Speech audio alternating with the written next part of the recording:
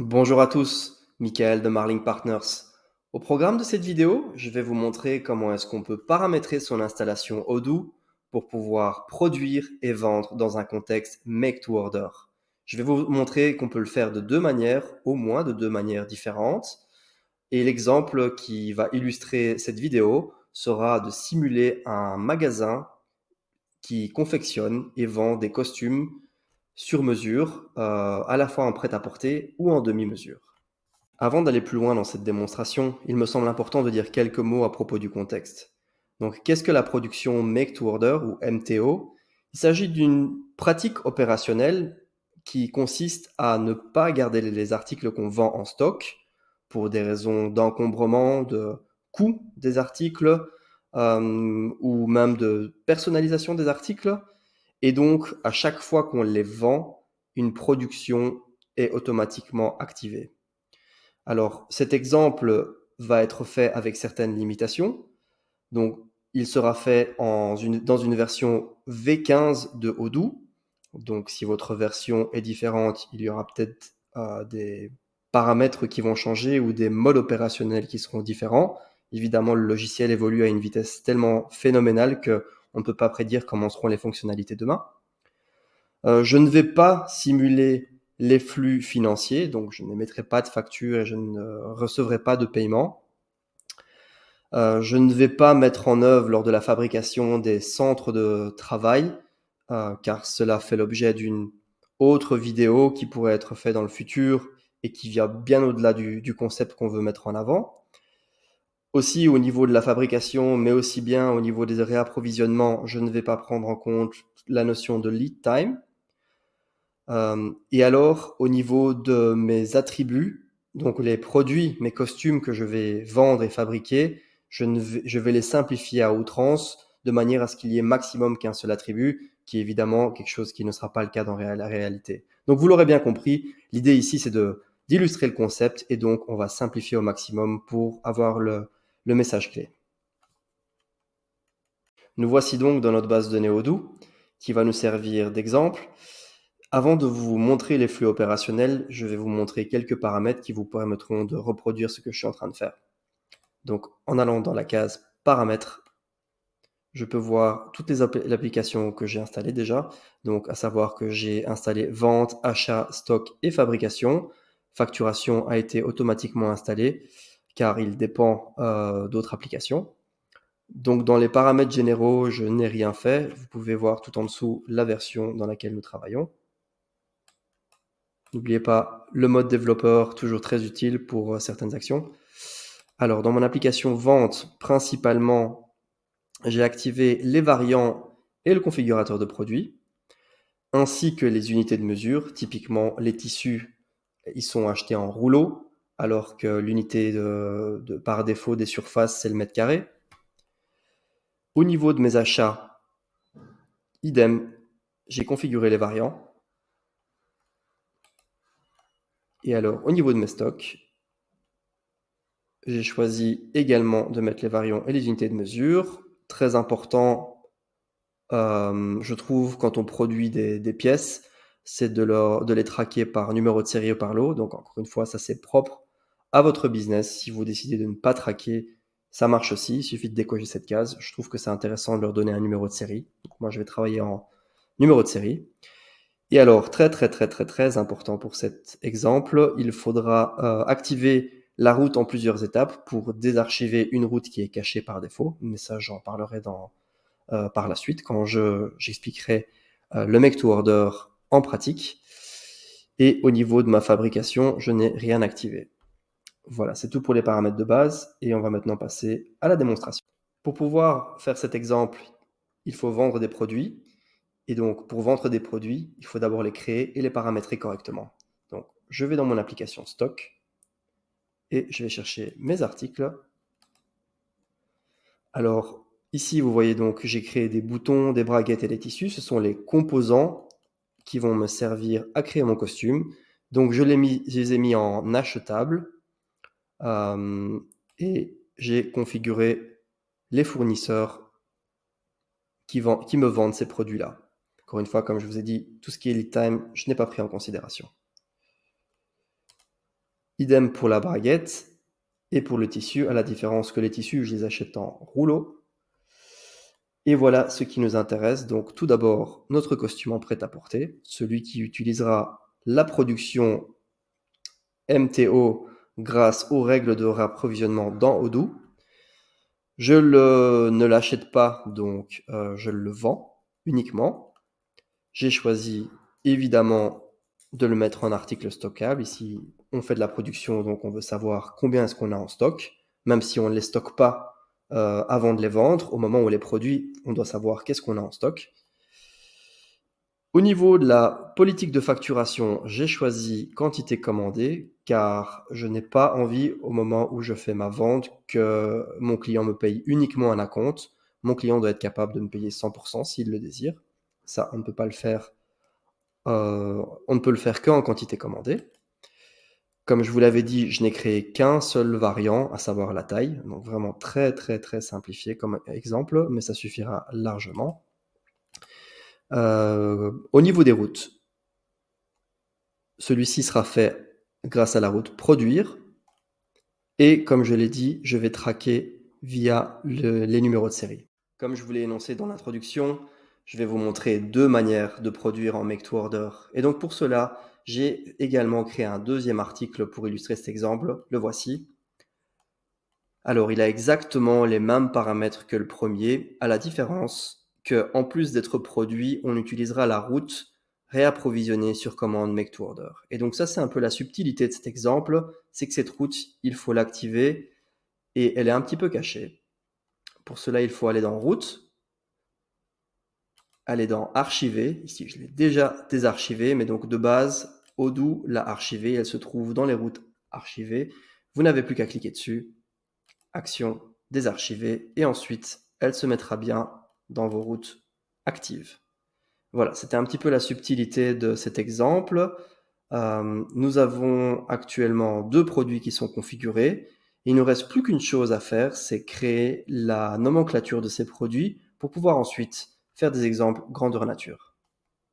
Donc, comme je vous l'ai énoncé, il faut encore paramétrer quelque chose, au moins quelque chose, si on veut que l'exemple soit représentatif. Donc pour cela, rendez-vous dans l'application Fabrication et dans Article Nomenclature. Donc on voit bien que j'ai créé deux nomenclatures. Donc concrètement, c'est quoi la nomenclature? C'est dire à Odoo, tiens, mon costume, étant donné que je le produis, de quoi est-il composé? Et donc on voit ici qu'un costume est composé de 12 boutons, une braguette et 3 mètres carrés de tissu. Ce sont des exemples purement factices, mais nécessaires pour pouvoir illustrer le concept. Le deuxième exemple est exactement composé de la même manière. Maintenant que tout est prêt, nous pouvons passer à la partie exemple. Et comme la définition du Make to Order le précise, tout part de la vente. Et donc, je vais simuler une vente pour un client, disons qu'il s'appelle Jack, et qu'il souhaite acheter notre premier produit qui est en prêt-à-porter. Sa taille est la 50 et il confirme sa commande.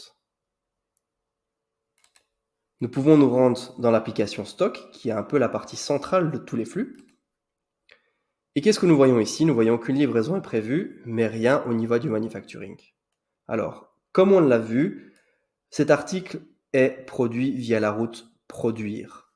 Et donc, pour cela, il faut absolument travailler avec les réapprovisionnements fournis par Odoo. Donc, Odoo, à l'heure actuelle, ne sait pas qu'est-ce qu'il faut faire à ce stade-ci.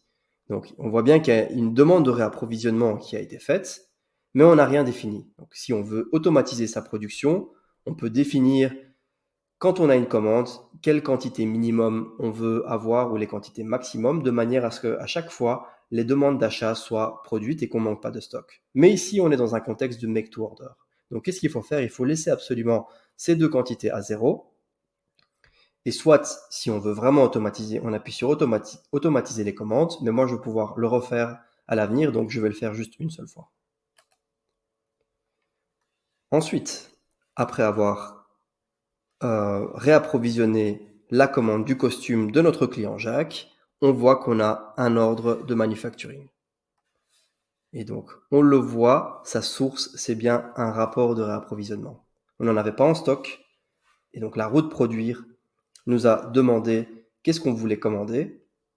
Et on a signalé à cette route qu'on voulait réapprovisionner en produisant donc ce costume. Mais évidemment, ce costume, il est composé de composants que nous n'avons pas en stock.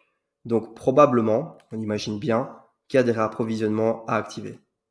Idem ici, j'aurais très bien pu mettre des quantités minimum et maximum, de manière à ce qu'à chaque fois que j'ai un costume en commande, j'ai X rouleaux de tissu, X boutons, X braguettes qui sont commandés. Je ne vais pas le faire ici, je vais juste commander une seule fois.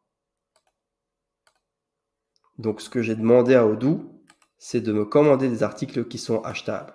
Donc je dois aller dans l'application achat, et je vois donc bien 3 demandes de prix que je vais confirmer l'une à la suite de l'autre. Donc là, on rentre vraiment dans la réflexion d'Odoo, comment est gérer nos achats, nos ventes, nos productions. Tout ça, principalement grâce à l'application Inventaire. Et ici, donc, on va bien acheter, on va bien émettre nos demandes auprès des fournisseurs. Maintenant qu'on a fait nos demandes auprès des fournisseurs, ils sont prêts à être livrés. Il faut les traiter. Et donc, Odoo nous avertit qu'il y a 3 articles à réceptionner. Pour faire vite, je vais les sélectionner et je vais les valider. Donc concrètement, l'article rentre dans mon stock. Et comme l'article est dans mon stock, je peux produire mon costume car j'ai toutes les quantités dont j'ai besoin. Donc comme je l'ai dit ici, on travaille en numéro de série. Donc je vais lui donner un numéro de série à mon costume et je vais dire qu'il est fait. Voilà, donc dans mon stock maintenant, j'ai un nouveau costume et toutes ces unités ont été déduites de mes stocks, de mes articles. Il ne me reste plus qu'à faire une chose, livrer mon client. Voilà Jacques, ton costume est prêt, amuse-toi bien. Nous pouvons maintenant faire le deuxième exemple, donc la deuxième manière de faire du make to order. Comme toujours, tout part des ventes. Et cette fois, on va vendre à notre cher ami Jean, qui lui veut un costume en demi-mesure. Donc, alors ici, pour la demi-mesure, j'aurais dû compliquer un peu plus l'exemple, donc puisqu'on a un article qui est beaucoup plus personnalisé à sa fabrication. On imagine que soit on aurait eu une kyrielle d'attributs à sélectionner pour vraiment avoir cette personnalisation, que chaque costume soit unique, voire même un template de production complètement à part dans Odoo ou en dehors d'Odoo. Ça, c'est un choix opérationnel qui dépend, encore une fois, de votre volume, de plein de paramètres externes, typiquement les choses que nous challengeons lors des implémentations. Mais ici, je vais sursimplifier l'exemple et je vais dire que 46 correspond à mon set de paramètres. Donc, je confirme comme l'exemple précédent et je vais dans mon application stock. Alors ici, contrairement à l'autre exemple, on utilise la route make to order. Donc, directement, on voit que notre sales order a automatiquement engagé une production. Donc, c'est ça la différence. On voit qu'il nous manque nos quantités. Et donc l'exemple à partir de ce moment-ci est exactement similaire à l'autre, c'est-à-dire qu'on va réapprovisionner nos articles, aller dans l'application achat, les confirmer, voilà, retourner au niveau de mes stocks, les réceptionner. Voilà, ça fait un peu de rappel, au cas où vous n'avez pas suivi le premier exemple. Cette fois-ci, comme on a tout, on peut créer un numéro de série et le marquer comme fait. Nous venons de tester nos flux depuis la commande jusqu'à la livraison pour nos 2 exemples. Nous pouvons maintenant nous attarder sur les différences qui caractérisent les 2 manières de produire. Pour ceci, j'ai effectué 2 ventes, une pour Jacques, une pour Joe, et évidemment, chacun a commandé un article différent. Au niveau des bons de commande, qu'est-ce qu'on peut déjà voir? C'est qu'il y a un bouton supplémentaire qui s'est rajouté pour la route spécifique MTO, donc réapprovisionner sur commande, qui pointe directement vers la production. Donc, comme on l'a déjà expliqué, dès qu'une vente est déclenchée, la production est directement initiée. Tandis que pour l'autre exemple, une fois qu'une vente est effectuée, on a plutôt une demande de réapprovisionnement qu'on peut voir au niveau des stocks. Et c'est ce réapprovisionnement, comme vous voyez ici, on doit encore effectuer soit en l'automatisant, soit en le commandant une fois. Et donc actuellement, il n'y a rien au niveau du manufacturing pour l'autre bon de commande. Celui-ci, c'est la route MTO.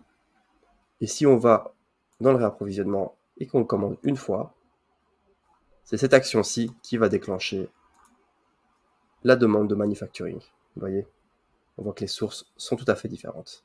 Nous pouvons maintenant nous attarder sur les différences qui caractérisent les deux modes de production, et pour ce faire, je vais devoir créer de nouvelles ventes. Je vais créer une vente pour Laurent, avec l'article du prêt-à-porter, notre premier exemple, en taille 46, comme les exemples précédents. Je vais confirmer, et je vais créer également un costume pour Mike. Voilà, c'est très bien. En demi-mesure. Voilà également la taille 46. Nous sauvegardons et nous confirmons cette commande.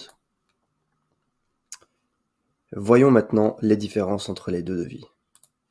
Donc si on regarde bien les deux ventes, on voit qu'il y a un bouton production qui s'est rajouté pour la commande avec l'article qui utilise la route Make to Order,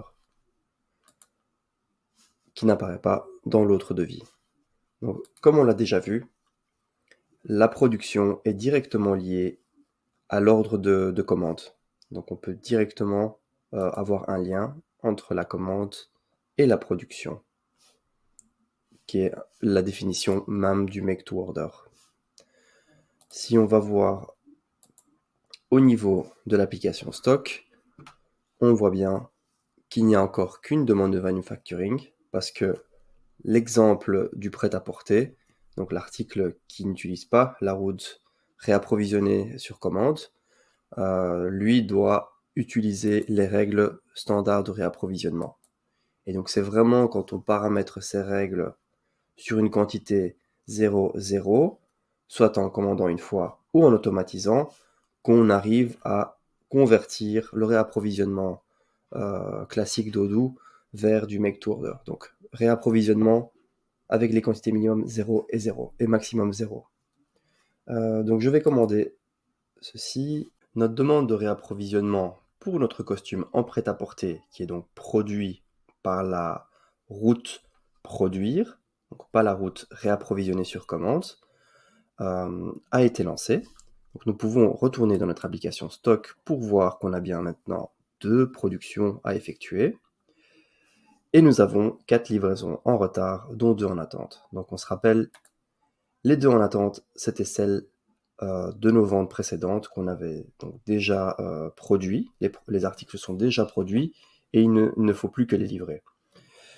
Mais imaginons maintenant donc les 2 nouvelles commandes nous ont signalé un besoin très urgent. Le costume doit être prêt dans les 5 jours à venir. Alors que nos 2 précédents étaient des personnes assez prévoyantes et avaient signalé qu'ils avaient besoin du costume dans 1 mois, 2 mois, peut-être plus même.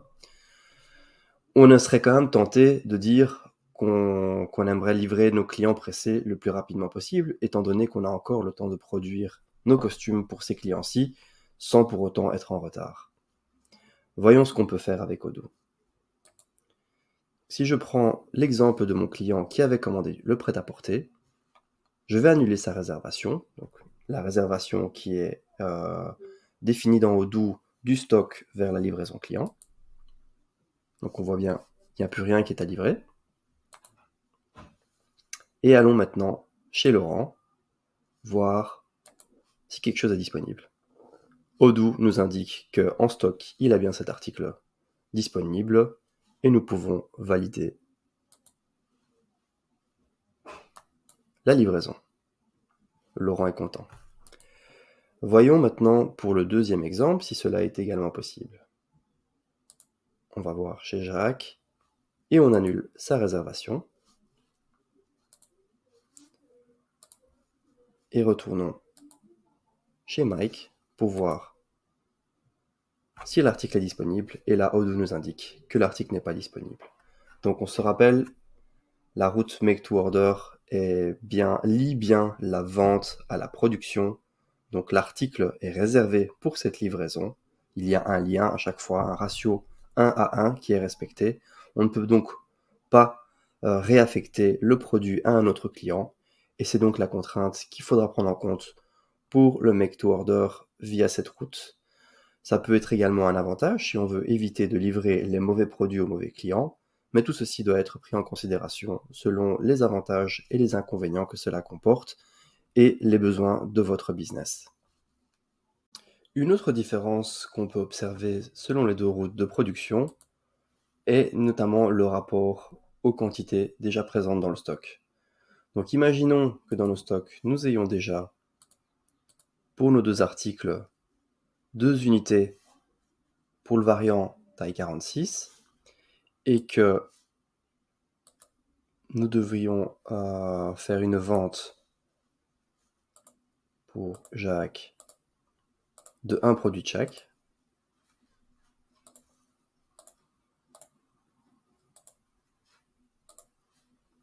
Voilà. Si je sauvegarde, donc je vois ici que nos unités commandées ne posent pas de problème car elles sont déjà prises en compte dans le stock. Vous voyez donc 2 unités déjà commandées. Donc c'est un comportement assez standard.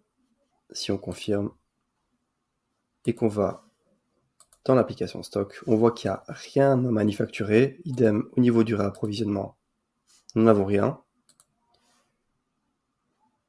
Et les articles peuvent être livrés car ils sont déjà disponibles. Je vais valider ça. Imaginons maintenant, donc il ne nous reste plus qu'une quantité dans les stocks, on peut le vérifier pour chacun des deux.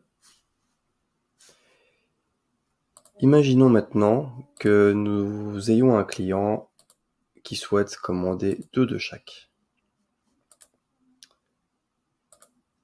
Voilà, alors le premier produit en taille 46 pour 2 unités.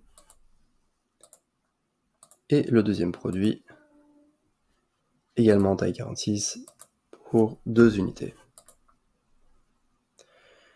Donc je vais sauvegarder et vous allez voir ici qu'il y a déjà une différence notable. Donc celui-ci indique que le produit est réapprovisionné à la demande. Donc on verra ce que ça va déclencher. Tandis qu'ici, on a une alerte qui nous dit « Nous n'avons qu'une quantité dans le stock planifiée en cette date-ci. » Et donc, il y a une alerte qui se met en place. Donc on va voir qu'est-ce que ça donne concrètement. Je confirme ma vente. Je retourne dans l'application stock. Et je vois d'une part que j'ai une demande de manufacturing pour la route Make to Order.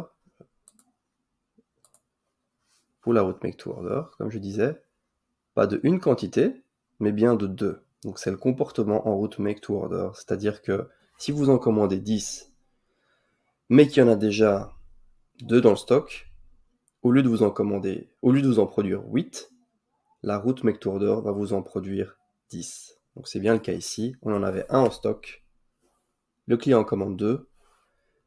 La route Make to Order en produit bien 2. A l'inverse, pour le réapprovisionnement du produit prêt à porter, on n'a qu'une seule commande qui sera effectuée. Une commande de production, hein, je précise. Donc on voit bien ici une quantité à produire pour le prêt-à-porter, donc la route produire, 2 quantités à produire pour le costume en demi-mesure. Alors que nos stocks pour ces 2 articles sont tous les deux de 1 unité. Je vous propose une synthèse des différences que nous avons pu apercevoir.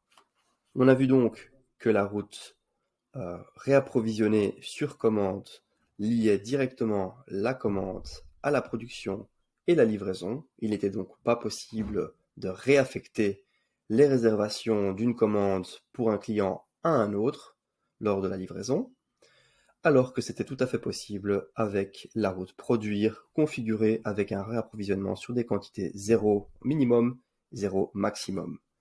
C'est d'ailleurs ce que Odoo met le plus en avant, raison pour laquelle la route réapprovisionnée sur commande était archivée par défaut. Au niveau de la relation entre les quantités commandées lors d'une vente et les quantités déjà disponibles en stock, il y a aussi des comportements différents. D'une part, la route réapprovisionnée sur commande veillera à commander le nombre d'unités de la vente si celui-ci est supérieur au nombre d'unités disponibles en stock. Donc, par exemple, si le client commande 2 unités, que nous en avons une en stock, la commande va déclencher une production de 2 unités au lieu de 1. Si on commande une unité et qu'on en a une en stock, il n'y aura pas de production. D'autre part, la route produire veillera à commander le nombre exact de quantités requis. Donc dans le cas où une vente nécessitait 2 unités et qu'on en avait une en stock, on aura une demande de réapprovisionnement avec des quantités minimum 0 et maximum 0, pour bien déclencher le make to order, mais bien avec une unité et pas 2 unités. Donc on a une unité en stock, 2 unités sont commandées, on en produit une et au final on en livre 2. De la même manière, si on commande une unité au niveau de la vente et qu'il y en a une disponible en stock, il n'y aura pas de demande de réapprovisionnement et donc pas de demande de production.